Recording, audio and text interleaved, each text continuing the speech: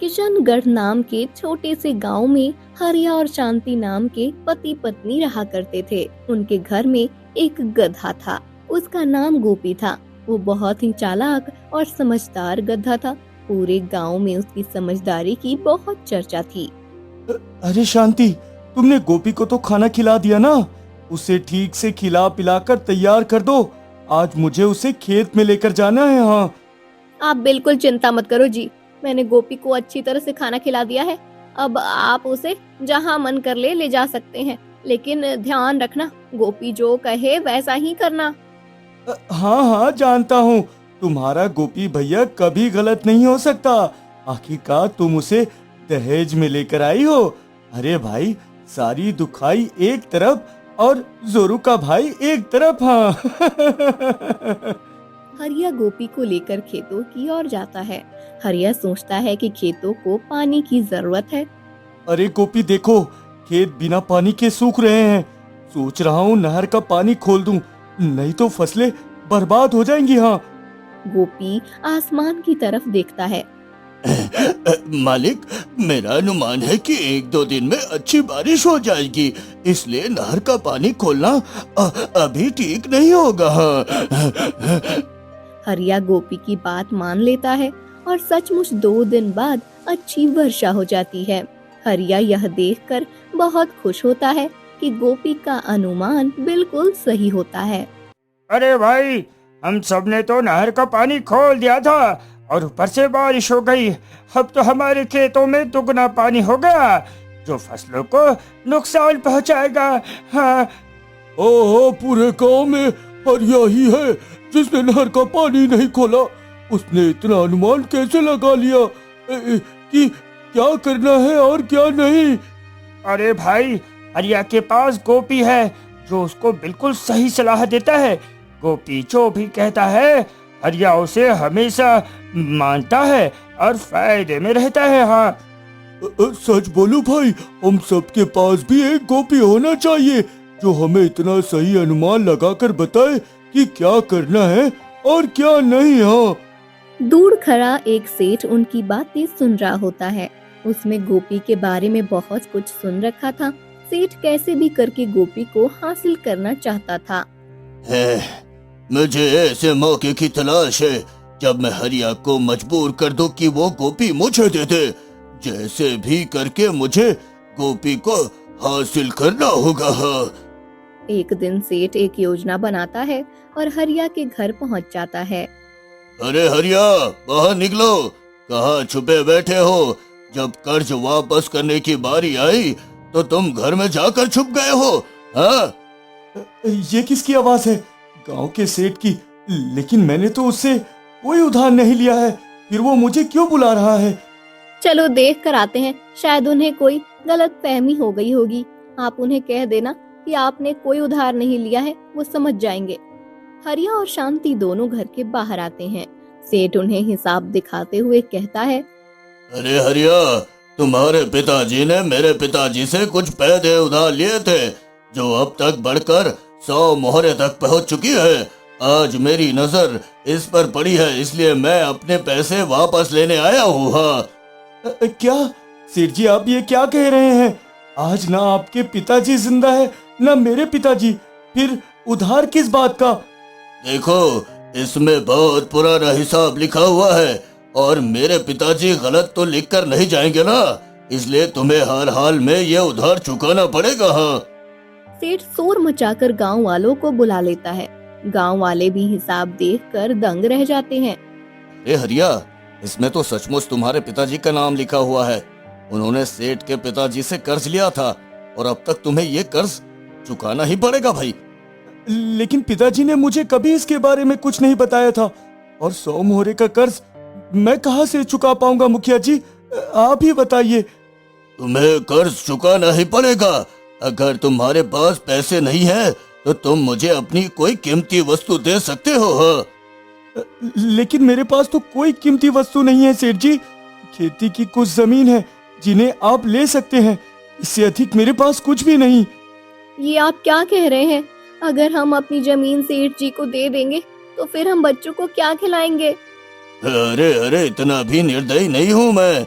कि तुम्हारी जमीन हड़प लूं और तुम्हारे बच्चे भूखे मरे। हाँ, तुम एक काम कर सकते हो, तुम्हारे पास एक गधा है, वो मुझे दे दो, तुम्हारा कर्ज चूकता रहेगा। हाँ। गधे गोपी का नाम आता है तो हरिया और शांति बहुत दुखी हो जाते हैं, लेकिन आखिरकार उन्हें सेठ की चालाकी के सामने झुकना ही पड़ता है। कर्ज के बदले सेठ गोपी को लेकर जाने लगता है। अरे बिल्कुल परेशान मत हो मालिक, मैं जल्दी वापस आ जाऊंगा, एकदम टेंशन नहीं लेने का। अच्छा मैं चलता हूँ। हाँ। हरिया और शांति से बिछड़कर गोपी दुखी था, लेकिन फिर भी वो उन्हें हिम्मत देने के लिए स्वयं को प्रसन्न दिखा रहा था। उधर सेठ गोपी को ले जाकर एक पेड़ में बांध देता है। आखिरकार मेरा योजना कामयाब हो चुका है। अगर ये गधा मुझे सलाह देगा और फिर इसकी बुद्धि का उपयोग करके मैं राजा बन जाऊंगा। अच्छा ये बात है, तुमने मेरे मालिक को धोखा दिया, अब तुम्हें सबक सिखाऊंगा। सुन गधे, आज से तेरा मैं मालिक हूँ, इसलिए अब तुम मुझे सलाह देगा। ये बताओ मैं राजा कैसे बनूं? मालिक, अब तो पहले से राजा है, भला आपको राजा बनने की क्या जरूरत है? हाँ, फिर भी यदि आप जानना चाहते हैं तो मैं आपको एक योजना बताता हूँ। हाँ। गधा सेठ को एक योजना बताता है, जिसे सुनकर सेठ बहुत खुश होता है। लेकिन अगले ही दिन राजा के सिपाही सेठ को पकड़कर राजा के सामने लेकर जाते हैं। मैंने कुछ नहीं किया महाराज, मैंने कुछ नहीं किया। तो फिर ये सब क्या है? तुम मेरे पूरे नगर को ये बात क्यों फैला रहे हो कि मेरे जुड़वा भाई हो और राजा बनने के अधिकारी हो? मैं तुम्हें फांसी चढ़ा दूंगा। लेकिन गधे ने तो कहा था कि यदि मैं स्वयं को राजा का जुड़वा भाई कहूंगा तो निश्चित ही राजा मुझसे मिलकर प्रसन्न होंगे और मुझे किसी न किसी प्रांत का राजा अवश्य बना देंगे। ये क्या बात हुई? बोलते क्यों नहीं? तुमने ऐसा क्यों किया? अगर तुम्हारे दिमाग में ये बात कहाँ से आई? बताओ, तुम मेरे भाई कैसे हो? क्षमा महाराज, क्षमा, इस बार क्षमा कर दीजिए, आगे से ऐसा नहीं होगा।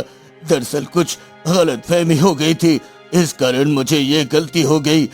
मुझे छोड़ दीजिए महाराज, मुझे छोड़ दीजिए। सेठ बड़ी मुश्किल से राजा से क्षमा मांगकर और अपनी जान बचाकर घर वापस आता है। अरे मूर्ख गांव वाले तो मुझे बहुत समझदार और होशियार कहते हैं, लेकिन तेरे कारण आज मुझे राजा फांसी पर चढ़ाने वाला था। बता, तूने मुझे इस मुसीबत में क्यों डाला? पता नहीं मालिक, ऐसा कैसे हो गया? मैं तो आज तक अपने पुराने मालिक से जो भी कहा वो बिल्कुल सत्य हुआ। लगता है मेरी बुद्धि मेरे पुराने मालिक के आंगन में छूट गई है। अरे तुम कैसी बातें कर रहे हो? भला किसी की बुद्धि किसी के आंगन में कैसे छूट सकती है? मालिक, ऐसा भी इसलिए कह रहा हूँ क्योंकि मेरे कारण आज आपको फांसी हो जाती।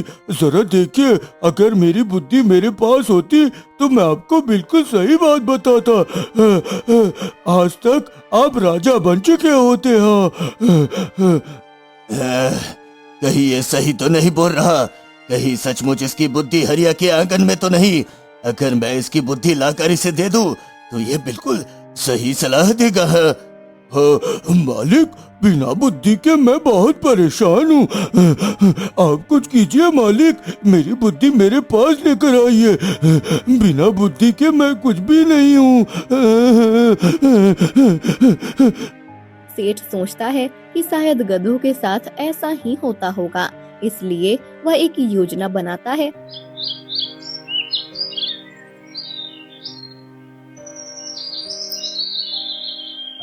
रात के समय वह चोर बन जाता है।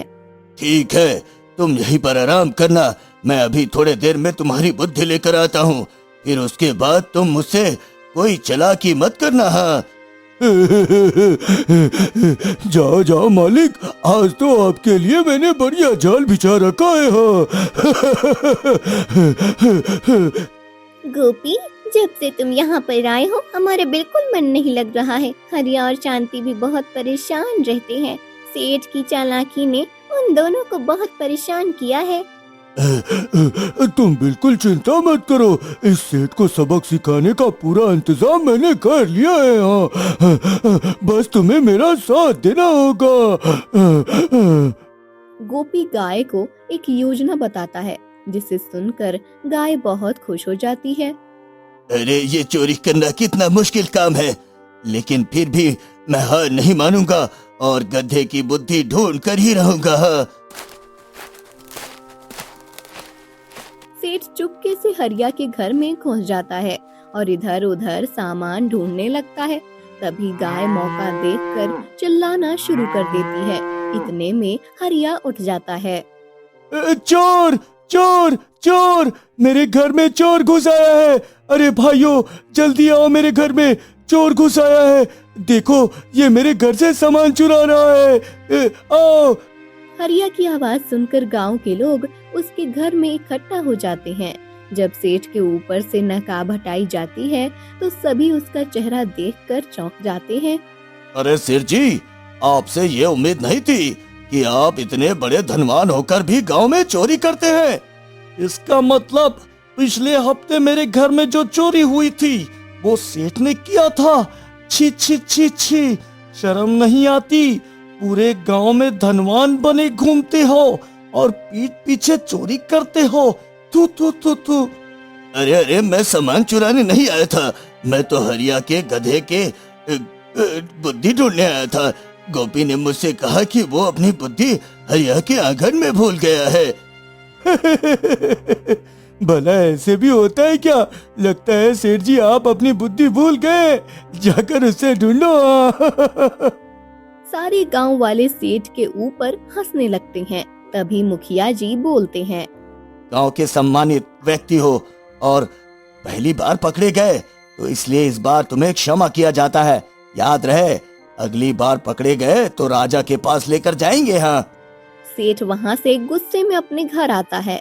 वह डंडा उठाता है और गधे को खूब पीटता है। पूरे गांव के सामने तुमने मेरी बेइज्जती कराई, मैं तुझे छोड़ूंगा नहीं। मालिक मालिक, अरे मालिक छोड़ दो मालिक। अरे अरे। गधे की खूब पिटाई करने के बाद सेठ वहाँ से चला जाता है। अगले दिन वह एक खूंखार कसाई को बुलाता है। ले जा इस गधे को और इसके टुकड़े टुकड़े कर दे, इसे जिंदा मत छोड़ना। इसने मेरी बहुत बेइज्जती करवाई है, मैं चाहता हूँ तुम इसे खत्म कर दो। हाँ। कसाई को देखकर गधा गोपी बहुत डर जाता है और वो समझ जाता है कि अब उसका अंतिम समय आ चुका है, लेकिन फिर भी वो हार नहीं मानता है। कसाई उसे ले जाकर एक पिंजरे में बंद कर देता है, जहाँ पहले से कमजोर और अधमरी हालत में जानवर पड़े होते हैं। बचाओ बचाओ, हमें बचाओ, पिछले कई दिनों से हमें भोजन नहीं मिला है, लगता है मैं कसाई के मारने से पहले ही मर जाऊंगी। यहाँ से बचकर निकलना तो बहुत मुश्किल है। अब ये कसाई हमारी जान लेकर ही मानेगा। अब हमें जीवन जीने का आशा जोड़ देना चाहिए। तुम सब यहाँ कब से कैद हो? तुम सबकी हालत देखकर लगता है पिछले कई दिनों से तुमने कुछ नहीं खाया। हाँ भाई, ये कसाई हमें बिल्कुल भोजन नहीं देता है, हर वक्त मारता पीटता रहता है और काम करवाता है। ना जाने कौन सा समय हमारा आखिरी समय हो सकता है। गोपी को उनके ऊपर बहुत दया आती है। वह हर हाल में उन्हें बचाकर वहाँ से भगाना चाहता था। एक दिन रात में चुपके से गोपी पिंजरा तोड़ देता है। जल्दी निकलो यहाँ से, इतनी तेजी से भागना कि कोई तुम्हें पकड़ ना पाए, लेकिन ध्यान से, पैरों की आवाज नहीं आनी चाहिए। पिंजरे में कैद जानवर वहाँ से निकल जाते हैं और अंत में गोपी भी वहाँ से निकलने वाला होता है, लेकिन तभी कसाई के दो आदमी गोपी को पकड़ लेते हैं। उसे कसाई के सामने लेकर जाया जाता है। अरे सारे जानवरों को भगा दिया मालिक। इसकी चालाकी के कारण हमने जितने जानवर पकड़े थे सारे चले गए, लेकिन इसे हमने पकड़ लिया है। अरे मेरा सबसे बड़ा चूड़ा लेकर आओ, आज मैं इसके बहुत टुकड़े करूंगा। ये बहुत चालाक गधा बनता है और ये जिस दिन यहाँ आया था उसी दिन इसे खत्म कर देना चाहिए था। मेरी बात सुनो, अगर तुम मुझे अभी खत्म कर देते हो तो तुम्हें कुछ नहीं मिलेगा, क्योंकि मैं बहुत कमजोर हो गया हूँ। अगर तुम मुझे खा पी कर स्वस्थ हो जाने दो तो निश्चित ही तुम्हें बढ़िया और ताजा मांस मिलेगा। बात तो ठीक कह रहा है मियाँ, गधे कभी तो कमजोर लग रहा है। चलो तुम्हें कुछ दिनों का समय दे देता हूँ, तुम दोनों 1 मिनट के लिए इसके ऊपर से अपनी नजर मत हटाना मियाँ, नहीं तो मैं तुम दोनों के टुकड़े टुकड़े कर दूंगा। दोनों आदमी गधे के ऊपर खूब नजर रखते हैं। वो उसे जंगल में घास चराने के लिए लेकर जाते हैं, लेकिन वे हर वक्त उसके पीछे पीछे रहते हैं। इन दोनों से अपना पीछा छुड़ाना ही पड़ेगा, चैन से घास भी खाने नहीं देते ये दोनों। दोनों आदमी गोपी के पीछे लगे हुए थे। गोपी जब बैठता था तो वो बैठ जाते, गोपी जब उठकर खड़ा होता तो वो भी खड़े हो जाते। अगर गोपी टहलता तो वो दोनों भी टहलने लगते। तभी गोपी को जंगल में अपनी एक पुरानी लोमड़ी मित्र दिखाई देती है। अरे गोपी, यहाँ पर क्या कर रहा है? और ये दोनों आदमी तुम्हारे पीछे पीछे क्यों लगे हुए हैं? लगता है इसे मेरी मदद की आवश्यकता है। गोपी और वो लोमड़ी दोनों एक दूसरे की ओर देखते हैं। लोमड़ी गोपी के इशारे से समझ जाती है कि उसे उसकी मदद की जरूरत है। आगे जाकर लोमड़ी एक गड्ढा बना देती है और उसके ऊपर पत्ती रख देती है। वो वापस आकर गधे की ओर देखती है। लगता है लोमड़ी बहन मेरी बात समझ चुकी है। हाँ, मुझे लगता है अब मुझे आगे का काम करना चाहिए। हाँ। गधा गोपी मौका देखकर जंगल की तरफ जाने लगता है। वह दोनों आदमी भी उसके पीछे जाने लगते हैं, लेकिन गड्ढा देखकर गधा अपना रास्ता बदल देता है और वो दोनों आदमी गड्ढे में गिर जाते हैं। वाह लोमड़ी बहन वाह, क्या योजना बनाई हो, तुमने मेरी मदद की, उसके लिए बहुत बहुत धन्यवाद। अरे गोपी भैया, ये तो मेरा कर्तव्य था। मैं तो उन दोनों को देखते ही समझ गई थी कि तुम किसी मुसीबत में हो, इसलिए मैंने ऐसी योजना बनाई। इस तरह लोमड़ी अपना काम खत्म करके गोपी से विदा लेती है। इस समय मेरा हरिया और शांति के घर पर जाना ठीक नहीं होगा, नहीं तो वो मुझे पकड़कर सेठ के पास दे देंगे और मैं फिर से फंस जाऊंगा। गोपी वहाँ से थोड़ी दूर आगे बढ़ता है। तब उसकी नजर एक कुटिया पर पड़ती है। उस कुटिया के बाहर एक साधु तपस्या में लीन होते हैं। गोपी सोचता है कि अब कुछ दिन साधु के पास रहकर बिताना चाहिए। साधु महात्मा, कृपया मुझे शरण दीजिए, इस समय मेरे पास रहने के लिए कोई स्थान नहीं है। मैं आपकी सेवा करूंगा, आप जैसा कहेंगे मैं वैसा करूंगा। मैं जानवरों को अपने पास नहीं रखता और गधे तो प्रजाति से ही मूर्ख होते हैं। मैं किसी मूर्ख व्यक्ति के साथ नहीं रहता। गोपी को यह सुनकर बहुत गुस्सा आता है। साधु महात्मा, आपने मेरी पूरी प्रजाति को बुरा कहा। यदि आपको मेरी बुद्धि का परीक्षा लेना है तो मैं तैयार हूँ, आप ले सकते हैं। निश्चित ही आपको ये सिद्ध कर दूंगा कि गधे मूर्ख नहीं होते। तुम्हें अपने ऊपर बहुत विश्वास है। ठीक है, मैं तुम्हें चुनौती देता हूँ। यदि तुम अपने आप को मेरे समक्ष बुद्धिमान सिद्ध कर सकते हो तो मेरे ये 3 काम करो। ठीक है साधु महात्मा, बताओ मुझे क्या करना होगा। इस गांव में विद्याधर नाम का जोशी रहता है, जिसे अपने ज्ञान पर बहुत घमंड है। उस जोशी का घमंड कम करना है। यदि तुम ऐसा करने में सफल हो गए तो निश्चित ही मैं तुम्हें बुद्धिमान समझूंगा। हाँ। गोपी साधु की चुनौती को स्वीकार कर लेता है। गांव में जाता है और देखता है कि ज्योतिषी विद्याधर आराम से बैठे हुए होते हैं।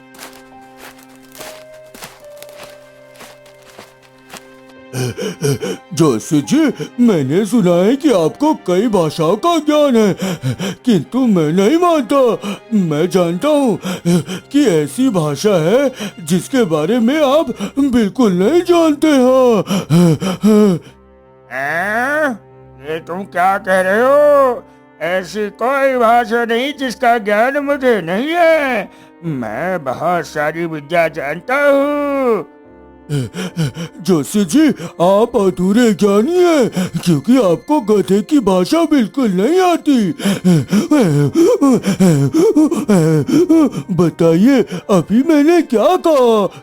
ज्योतिषी सोच में पड़ जाता है कि ये बात तो ठीक कह रहा है, मुझे सारी भाषाएं आती हैं, लेकिन अभी अभी जो उसने कहा वो मुझे समझ नहीं आया। ठीक है, यदि तुम बहुत बुद्धिमान हो तो मुझे बताओ कि गधे की भाषा कैसे सीखते हैं। अब मैं तुमसे जानना चाहता हूँ। पंडित जी, ये एक बहुत बड़ा रहस्य है। आप सोच लीजिए, क्या आप सच में गधे की भाषा सीखकर विद्वान बनना चाहते हैं? अरे हाँ, संसार में मैंने जितनी भाषाएं हैं सब सीखी है, लेकिन ये भाषा बाकी है और मैं इसे हर हाल में सीख के रहूंगा। हाँ। अच्छा, तो ठीक है, मैं आपको एक रहस्य बताता हूँ। गधे गोपी ने ज्योतिषी विद्याधर को एक रहस्य बताया। क्या सचमुच ऐसा करने से मुझे गधे की भाषा का ज्ञान हो जाएगा? सोच लीजिए जोशी जी, इतनी अनमोल भाषा है, किसी ने कभी आपसे पूछ लिया कि आपको ये भाषा आती है? नहीं तो आपकी बेइज्जती होगी। इसलिए मैं कहता हूँ, मैंने जो तरीका आपको बताया, इसे अपनाकर जल्दी से जल्दी ये भाषा सीख लीजिए। अगले दिन रात के समय गधा गोपी ज्योतिषी को लेकर घास के बड़े मैदान में जाता है। गधा जमीन पर बैठकर घास खाने लगता है। ज्योतिषी भी जमीन पर बैठकर घास खाने लगते हैं। जोशी जी, भाषा भी सीखनी है तो 3 बार ढेचू ढेचू भी कहना होगा। हेचू हेचू हेचू। गधे की बात सुनते ही ज्योतिषी घास खाते हुए 3 बार ढेचू ढेचू ढेचू की आवाज निकालते हैं। इस तरह की आवाज सुनकर गांव वाले इकट्ठा हो जाते हैं। अरे जोशी जी को क्या हो गया? अचानक जोशी जी ने गधे की संगत क्यों पकड़ ली?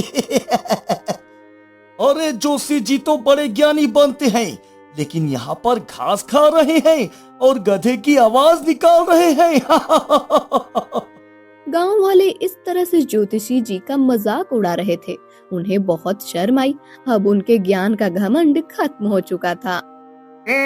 मुझे ज्ञान का बहुत घमंड था, लेकिन तुमने एक गधे होकर मेरा घमंड चूर चूर कर दिया। मैं शर्मिंदा हूँ। आज के बाद मैं अपने ज्ञान का घमंड कभी नहीं दिखाऊंगा, कभी भी नहीं। गधा गोपी साधु महात्मा के पास पहुँचा। सच में गोपी, तुम तो बहुत होशियार हो। चारों ओर तुम्हारी ही चर्चा है। कैसे तुमने जोशी को धूल चटाई और उसके ज्ञान का घमंड तोड़ दिया। हाँ। ठीक है, मैं तुम्हें अपनी दूसरी चुनौती देता हूँ। मेरी दूसरी चुनौती है, नगर में एक चतुर व्यापारी रहता है जो लोगों को ठगता है। तुम्हें उसको सबक सिखाना है। हाँ। साधु से आज्ञा लेकर गधा गोपी व्यापारी धनीराम के पास जाता है। व्यापारी धनीराम आराम से बैठा होता है। काश यदि हम हवा को बेचकर पैसे कमा पाते तो मैं सबसे पहले ये व्यापार शुरू करता और करोड़पति बन जाता है। गधा गोपी व्यापारी के मुंह से ऐसी बात सुनता है तो उसे एक तरकीब सूझती है। व्यापारी जी, आप तो सचमुच बहुत दूर की सोचते हैं, लेकिन आप देख नहीं पा रहे जो मैं देख रहा हूँ। अरे तुम ऐसा क्या देख रहे हो? मुझे जल्दी बताओ, क्या उसका व्यापार कर सकते हैं? क्या उसके पैसे मिलेंगे? हाँ बिल्कुल व्यापारी जी। दरअसल मैं देख पा रहा हूँ कि आपके घर के पास एक पेड़ है और पेड़ से जो हवा आती है वो बहुत ही शुद्ध और ताजा है। अगर आप इस पेड़ की हवा को लोटा में भरकर बेचते हैं तो निश्चित ही आपको बहुत लाभ होगा। हाँ, क्या सचमुच? लेकिन तुम ये सब मुझे क्यों बता रहे हो? इससे भला तुम्हारा क्या भलाई होगा? दरअसल उस शुद्ध और ताजी हवा की पहचान केवल मैं ही कर सकता हूँ। मैं आपको हवा लोटा में भरकर दे दूंगा, बदले में आप मुझे पैसे दे देना। आप चाहो तो हवा को धनी से धनी व्यक्ति को बेच देना, बदले में आपको बहुत लाभ होगा। व्यापारी गधे की बातों में आ जाता है। गधा व्यापारी को घर के बाहर एक पेड़ के पास लेकर जाता है। हाँ व्यापारी जी, लोटा को इस तरफ करिए, यहाँ पर ताजी हवा है। उस तरफ करिए, वहाँ पेड़ के पीछे। अब जल्दी से लोटा को ढक दीजिए। क्या तुम्हें पूरा विश्वास है कि इस लोटे में जो हवा भरी है वो विशेष है? क्या सचमुच मुझे इसके पैसे मिलेंगे? अगर आपको विश्वास नहीं तो लाइए ये लोटा मुझे दे दीजिए, मैं बेच दूंगा। दीजिए, इधर लाइए। व्यापारी गधे को लोटा नहीं देता है, बल्कि वो गधे गोपी को सोने और चांदी के सिक्कों की माला पहना देता है। अब तो खुश होना चाहिए तुम्हें। मैं सोने चांदी के सिक्के पहना दिया ना। अगर मुझे फिर से आवश्यकता पड़ेगी तो मैं तुम्हें अवश्य बुलाऊंगा। फिलहाल मैं इसे विशेष हवाओं को बेच कर आता हूँ।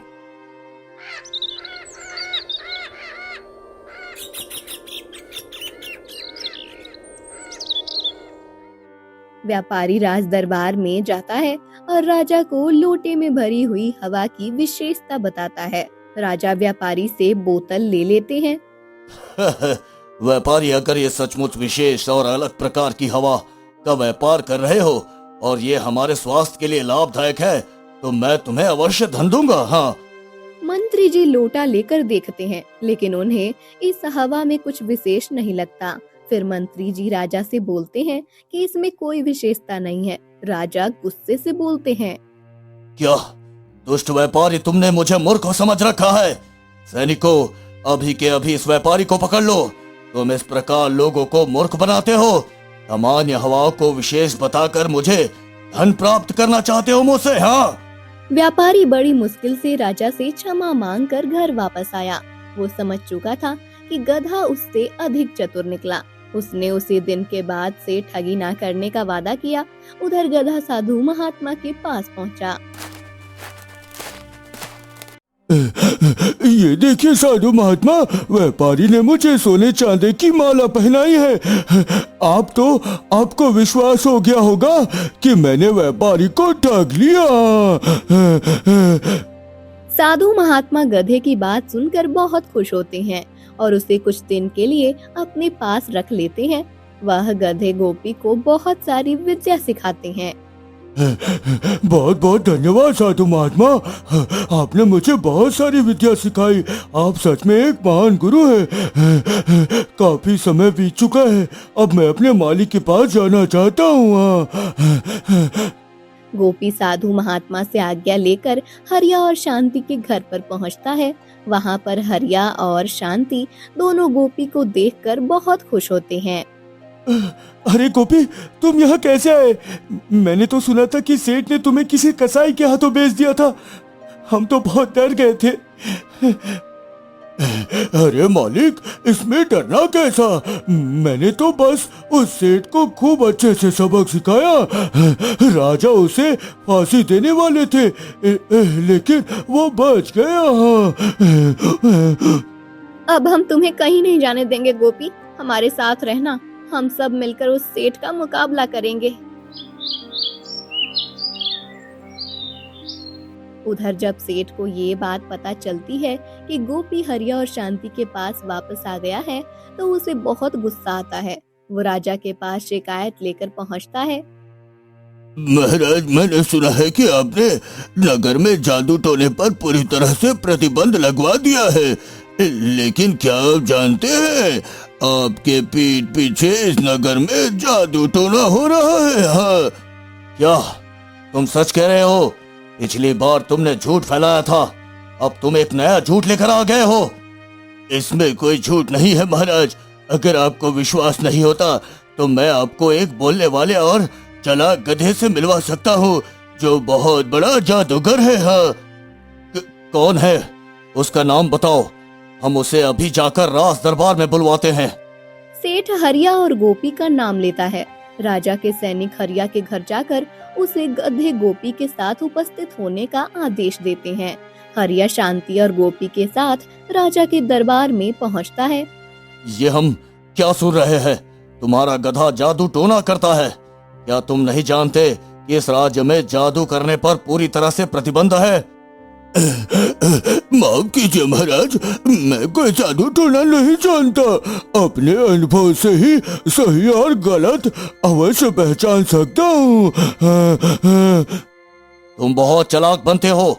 अच्छा बताओ, इस दरबार में सबसे बड़ा मूर्ख कौन है?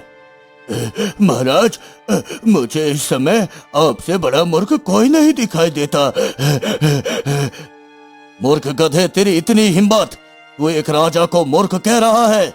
हम तुझे, तेरे परिवार को अभी फांसी पर चढ़ा सकते हैं। महाराज, झूठ व्यक्तियों के बातों में बार बार फंसने वाले लोग मूर्ख होते हैं। सेठ ने पहले भी झूठ फैलाया था, अभी भी ये झूठ फैला रहा है।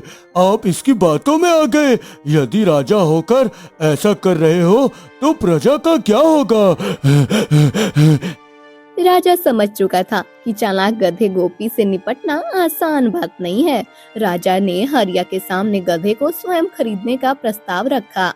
क्षमा कीजिए महाराज, आप इस गधे को खरीद सकते हैं, लेकिन उसकी सच्ची मित्रता को आप कभी नहीं खरीद सकते। हमारे परिवार का कर्ज उतारने के लिए ये सेठ जैसे धोखेबाज व्यक्ति के साथ जाने को तैयार हो गया, लेकिन ऐसी मित्रता को मैं खोना नहीं चाहता महाराज। राजा हरिया और उसके गधे गोपी को बहुत सारा इनाम देते हैं। सेठ को उसके कर्मों के लिए कारागार में डाल दिया जाता है। हरिया और शांति गोपी के साथ हंसी खुशी रहने लगते हैं। तो दोस्तों, अगर आपको इस वीडियो का पार्ट 2 चाहिए तो कमेंट कीजिए और वीडियो को लाइक और चैनल को सब्सक्राइब भी कर लीजिए।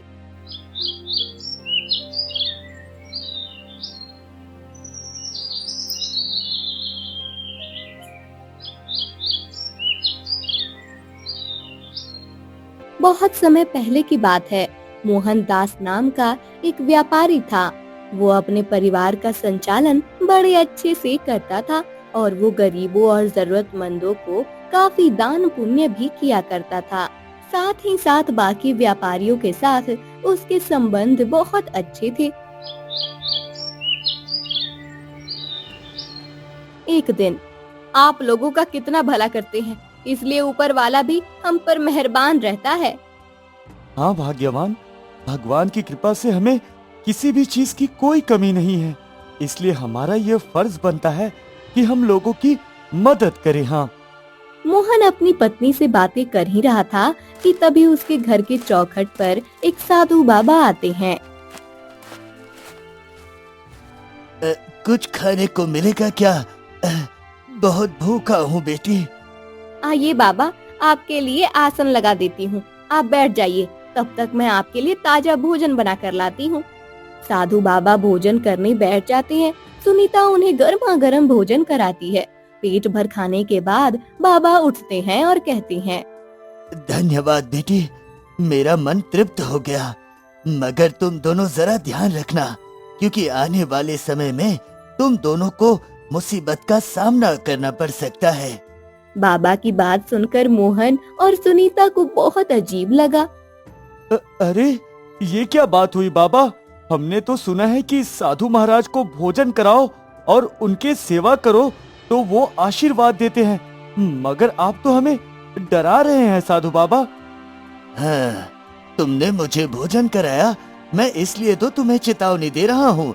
अगर तुम पहले से सावधान रहे तो तुम्हारे लिए अच्छा होगा बेटा। हाँ, इतना कहकर बाबा वहाँ से चले जाते हैं। अब मोहन और सुनीता बहुत दुविधा में थे। उन्हें कुछ समझ नहीं आ रहा था कि आखिर कैसी परेशानी आने वाली है और वो पहले से कैसे सावधान हो जाए। खैर, किसी तरह 4 दिन बीत जाते हैं और एक दिन अचानक से भारी वर्षा होने लगी। लगातार 3 दिन तक पानी बरसता ही रहा और मोहन दास के खेत में लगी सारी फसल बर्बाद हो गई। वो दोनों बहुत परेशान थे। फिर मोहन अपनी पत्नी से कहता है, सुनीता, मुझे तो समझ नहीं आ रहा है कि ये सब आखिर कैसे हो गया। ये तो पानी बरसने का मौसम भी नहीं था। सारी फसल बर्बाद हो चुकी है और हमारा काम तो खेती से ही चलता है ना। उसी अनाज को बड़े शहर में बेचकर हम इतना बड़ा व्यापारी बने हैं। अरे आप इतने क्यों घबराते हैं? प्रकृति के आगे किसी की थोड़ी ही चलती है। सब धीरे धीरे ठीक हो जाएगा, आप निश्चिंत रहिए। सुनीता ने मोहन से कह तो दिया कि निश्चिंत रहिए, लेकिन अंदर ही अंदर वो खुद भी बहुत परेशान थी और उसके दोनों बच्चे भूख से बिलखते हुए उसके पास आए और बोले, माँ, माँ, मुझे बहुत भूख लगी है। कल रात से तुमने मुझे कुछ खाने को नहीं दिया है माँ। हाँ माँ, बस पानी ही पिला रही हो। कब तक पानी पी पी कर अपनी भूख मिटाएंगे हम? कुछ तो खिलाओ। अपने बेटी की ऐसी बातें सुनकर मोहन और सुनीता का मन झकझोर उठता है। सुनीता ने बात संभालने की कोशिश की और बेटी से बोली, चलो अंदर चलो, मैं अभी कुछ देती हूँ तुम्हें। लेकिन मोहन ने उसे रोक दिया और कहा, रहने दो सुनीता, ये बहाने क्यों कर रही हो? मुझे पता है कि अब अपने घर में कुछ भी नहीं है खाने को। मैंने इतने सारे लोगों की इतनी मदद की, आज देखता हूँ कि उनमें से कोई मेरे काम आता है या नहीं।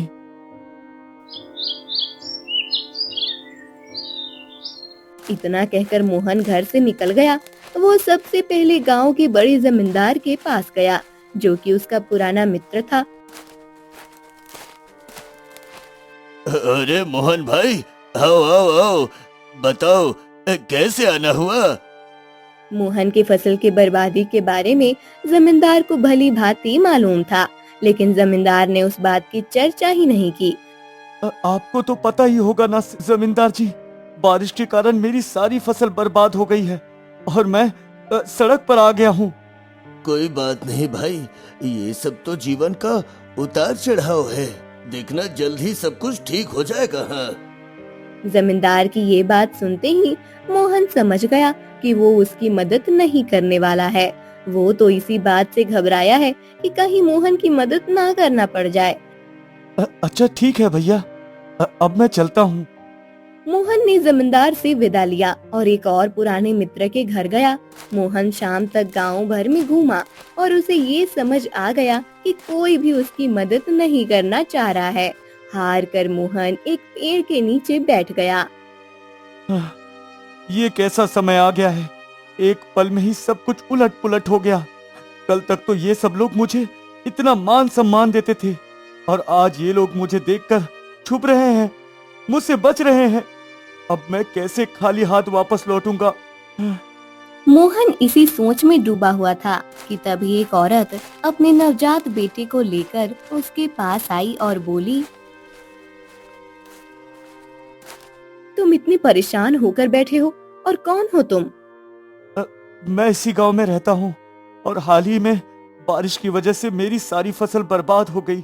मैंने अपने जीवन भर गांव के लोगों की मदद की, लेकिन आज जब मुझ पर मुसीबत आन पड़ी है तो यहाँ कोई मेरी मदद करना नहीं चाहता है। कोई तुम्हारा मदद निस्वार्थ भाव से क्यों करेगा भला? हर किसी को मदद के बदले कुछ ना कुछ चाहिए होता है। मगर मेरे बच्चे भूखे हैं, घर में अन्न का एक दाना भी नहीं है। मैं खाली हाथ घर कैसे लौटूं? अगर तुम चाहो तो मैं तुम्हें अनाज दे सकती हूँ, मगर तुम्हें उसके बदले में मुझे कुछ देना पड़ेगा। अच्छा, लेकिन मेरे पास तो देने को कुछ भी नहीं है। मैंने तुम्हें अपनी सारी हालत बता दी है। मुझे जो चाहिए वो तुम्हारे पास है। उस औरत की बात सुनकर मोहन चौंक जाता है। ऐसा क्या बचा है मेरे पास जिसकी तुम्हें जरूरत है? तुम्हारी आंखें। मोहन औरत की बात पे चौंक जाता है और घबराते हुए उस औरत से कहता है, क्या? मेरी आंख? ये तुम क्या कह रही हो?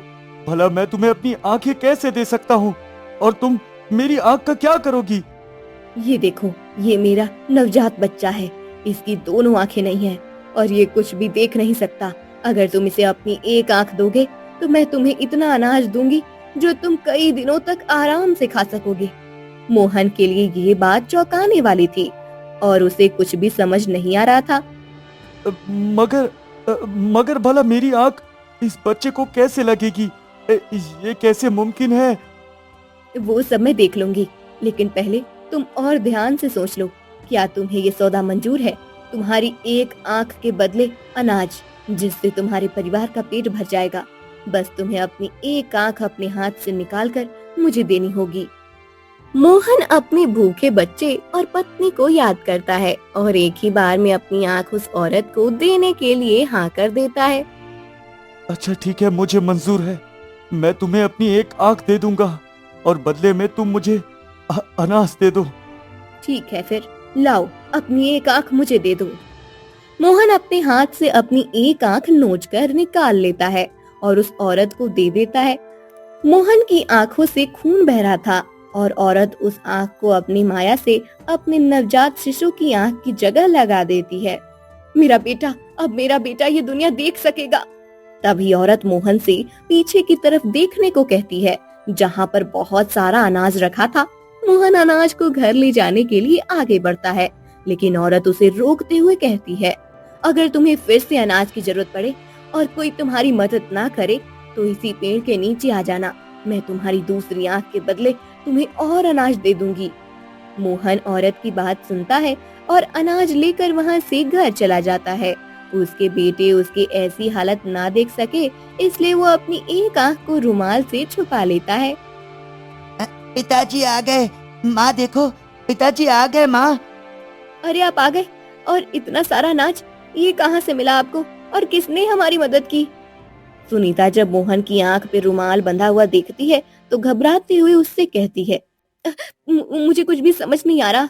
आप अपनी आंख में ये रुमाल क्यों बांधे हैं और आपको चोट कैसे लग गई?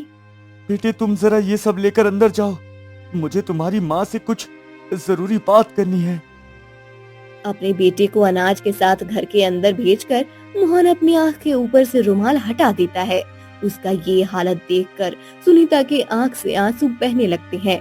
अभी उसे कुछ समझ नहीं आ रहा था कि मोहन सुनीता से कहता है, सुनीता, आज मुझे इस अनाज के बदले में एक औरत के बेटे को अपनी आंख देनी पड़ी।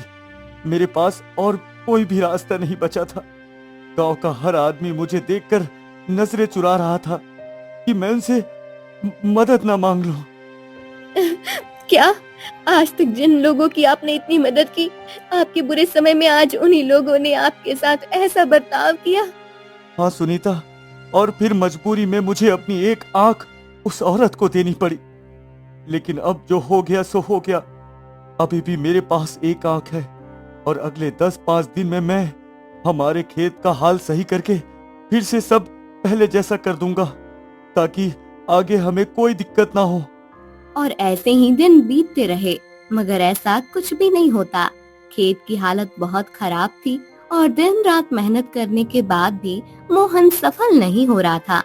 और दिन कब गुजर जाते हैं पता ही नहीं चलता। और अब फिर से उसके घर में खाने के लाले पड़े थे। अब क्या होगा? खेत की हालत सुधरने में कम से कम 1 महीना और लगेगा। तब तक हम क्या करेंगे? अब तो सिर्फ एक ही रास्ता है सुनीता, मुझे उस औरत के पास दोबारा जाना चाहिए।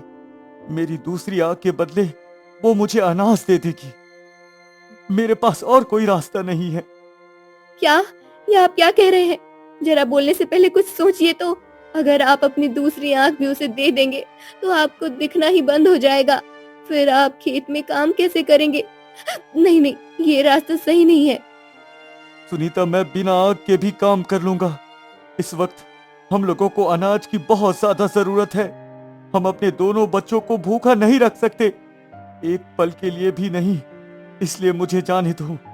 मोहन की इस बात का जवाब सुनीता के पास भी नहीं था।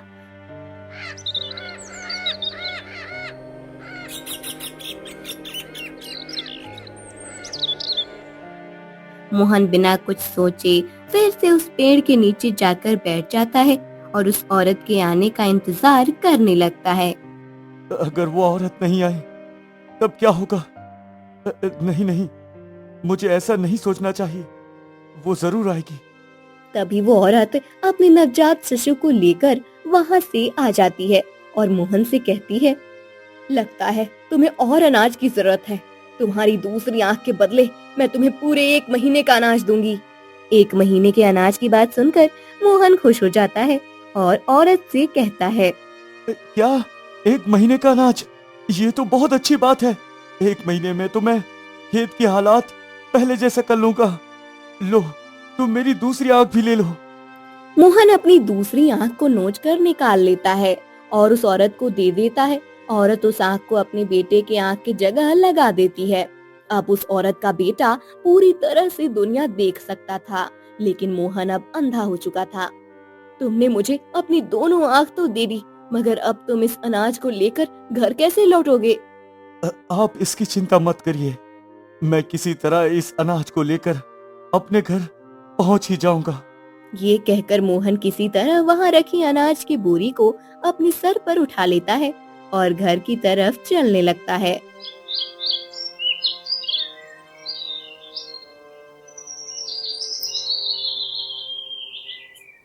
लड़खड़ाते हुए अपने घर पहुँचते में उसे शाम हो जाती है और घर की दहलीज पर आकर वो गिर पड़ता है। हे भगवान, ये कैसा दिन दिखा रहे हो हमें? मेरा पति अंधा हो गया। अरे कुछ तो दया दिखाई होती है आपने। हमने इन गांव वालों की कितनी मदद की, बिना मांगे भी इन्हें दान दिया। हर परिस्थिति में उनके साथ खड़े रहते थे। सुनीता ये कहकर जोर जोर से रोने लगती है और गांव वाले वहां खड़े होकर ये नजारा देखने लगते हैं। सुनीता, कहाँ हो सुनीता? सुनीता! सुनीता आकर मोहन के पास बैठ जाती है और उससे कहती है, मैं यही हूँ आपके पास। अब बस भी करो सुनीता। सबको और भगवान को कोसने से कुछ नहीं होने वाला। यही हमारा भाग्य है और अब हमें आगे के बारे में सोचना चाहिए। जाओ, इस अनाज से बच्चों के लिए भोजन बनाओ। सुनीता रोते हुए मोहन के साथ घर के अंदर जाने लगती है, लेकिन तभी वह औरत अपने बच्चों के साथ वहां आ जाती है। उसे देखकर सुनीता हैरान हो जाती है। कौन हो तुम? क्या तुम वही मायावी औरत हो जिसने मेरे पति का ये हाल किया है? ये तुम किससे बात कर रही हो सुनीता? हाँ, मैं वही औरत हूँ। उस औरत की आवाज सुनते ही मोहन उसे पहचान जाता है। अरे ये तो वही औरत है ना जिसने मुझे अनाज दिया था। लेकिन तुम यहाँ क्यों आई हो? मैं तुम्हें कुछ लौटाने आई हूँ। इतना कहकर वो औरत कुछ जादू करती है और मोहन को उसकी आंख वापस मिल जाती है। अब वो फिर से सब कुछ देख सकता था।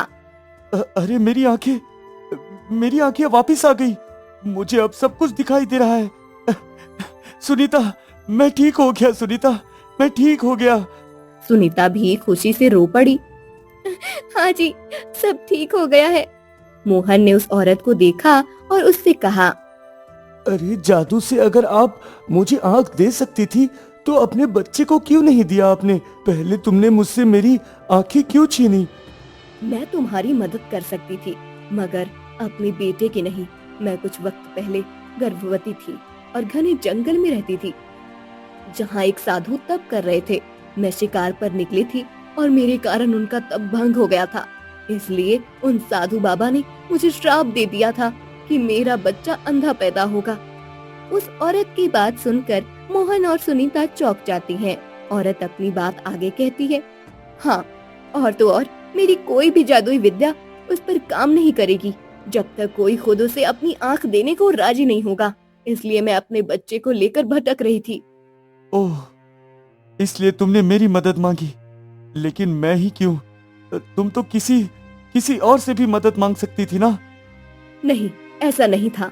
मैं बहुत दिनों तक भटकी, लेकिन कोई भी मेरी मदद करने को तैयार नहीं था और मैं किसी के साथ जबरदस्ती भी नहीं कर सकती थी। अच्छा, तो ये बात थी। फिर तो भाग्य ने ही हमें मिलवाया था। हाँ, और मुझे अपनी गलती का एहसास भी हो गया, इसलिए मैं तुम्हें ठीक करने वापस आ गई। तुम्हारे ही कारण मेरे बेटे को आंख मिली, इसलिए तुम्हारी मदद करना मेरा फर्ज था। मेरा जादू तुम पर तो काम कर ही सकता है ना। ये सब सुनकर मोहन और उसकी पत्नी बहुत खुश हो गए। अब उनके जीवन में कोई परेशानी नहीं थी। उस औरत ने जाते जाते मोहन से फिर से कहा, तुम जाकर अपने भंडार में देखना, वहाँ इतना राशन है जो साल भर में भी खा नहीं सकोगे। अब तुम जाओ और खूब मेहनत करो, सब कुछ पहले से भी अच्छा हो जाएगा। इतना कहकर वो औरत अपने बेटे के साथ चली गई। मोहन जल्दी से भंडार घर में गया। पीछे पीछे सुनीता भी आ गई। सामने का नजारा देखकर दोनों हैरान थे।